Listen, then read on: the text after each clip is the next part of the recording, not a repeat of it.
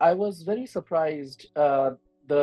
Because you're a busy man, obviously. I mean, I saw your credentials on LinkedIn. You're the vice president of engineering at CloudBees. Now, how did you find time to finish? Because, I mean, when we design the courses, we know that okay, we want to go at a pace where you spend 1.5 hours a day.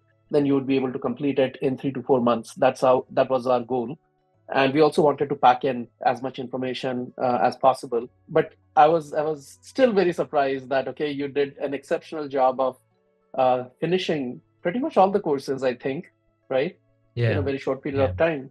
How did you manage your time? Yeah.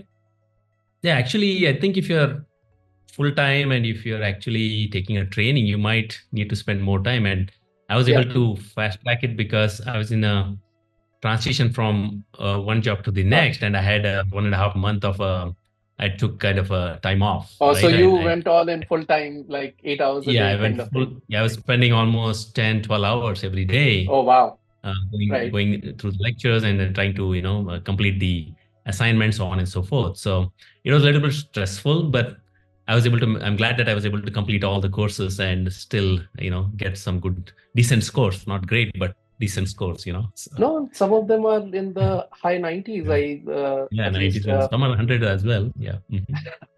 nice. It seems that you have taken other courses also, right? Online courses, and you are a learner, right? How would you Yeah. rate this material? One time I took, it was related to Kubernetes, it was related to some AWS certification, and um, that was good as well, right? Yeah, There's nobody to give you feedback, right? And like the way right, you guys do it here, and that differentiates this course, and that is really helpful because it's not one way delivery, it's both ways, right? You deliver something and you have an right, assignment, and I can go back and ask questions, and if I'm right, stuck, right, I have right, somebody to kind of get that resolved with, right? So right, basically that really helps. I think this model is more, think of it more like it's a classroom, think of it like a classroom, but right, done virtually, right? Because you have right, the instructor on the other side available right. for you. I think that really helps, and the content is, I think, top notch, right? The video, the what do you call it? The quality of the video is really good. The voice recording, Thank you. the way you have organized the slides, and you take it step by step. And I Right. think that's, I would, on a scale of 10, I would give it a 10. It's like too good, Thank you. the way you curated the content. Yeah. What motivated you to take up these courses?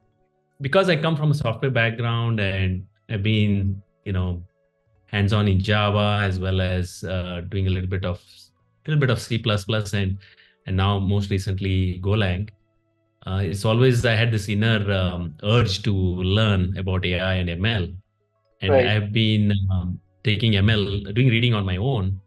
But I think the challenge there is you find so many books, you find so much content. It's hard to find something that is more curated and gives you like a right, pathway, right? And I think right, your right, courses really help there because you have certain courses that are meant for certain audience and with certain right, competencies, medium, intermediate, hard, so on and so forth. I think that really helps right, you. It just allows you to do it back to back and complete, and then you have, wow, okay, I've done this thing, and it gives you a feeling of accomplishment, right? I think right. one, as the question you asked is why, right? One is to kind of learn about AIML and find a way to do it much quicker and from an Yeah, expert. I think you will find a lot of experts talking about AI in so many different ways, but what's an authentic source for this information? And I found that OpenCV is definitely a place to go, and I kind of enrolled for the training. Yeah. thank you. We also, when we designed the course, right, one of the things that we wanted to differentiate ourselves from as compared to other courses is that we emphasized on practical aspects of things. We have a lot of projects, etc. Uh, Yeah. did that help you make it interesting? Did that help you in learning better?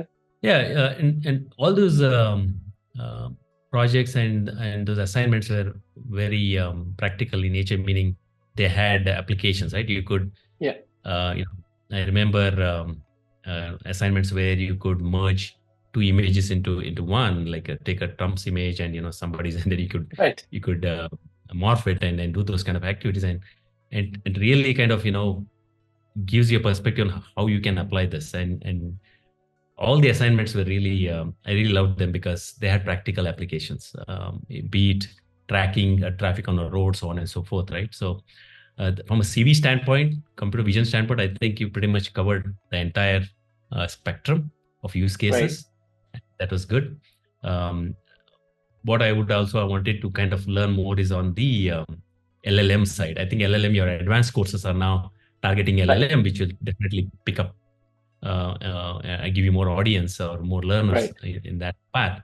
But CV is like end to end, you're covered it. I think there's nothing that you're left, and it was really great to go through those, practical examples. Thanks. And were you able to apply it in your current job, or this was like a side project? So to be frank, I'm because I'm not in the CV domain, Yes. right? But the way I leverage that knowledge that I've learned is I understand how CV works in the background. What's the computation that happens, right? How the pixel thing works, and how you have layers, and how you apply blur and so on and so forth. And that really has changed the way I think, because now I know. Earlier, I thought image was just an image. I didn't know you could manipulate it in such a nice way and mathematically. It's like, wow, awesome. And I was at one point, I was so motivated to, I want to take my old pictures that I had black and white and then fix them quickly.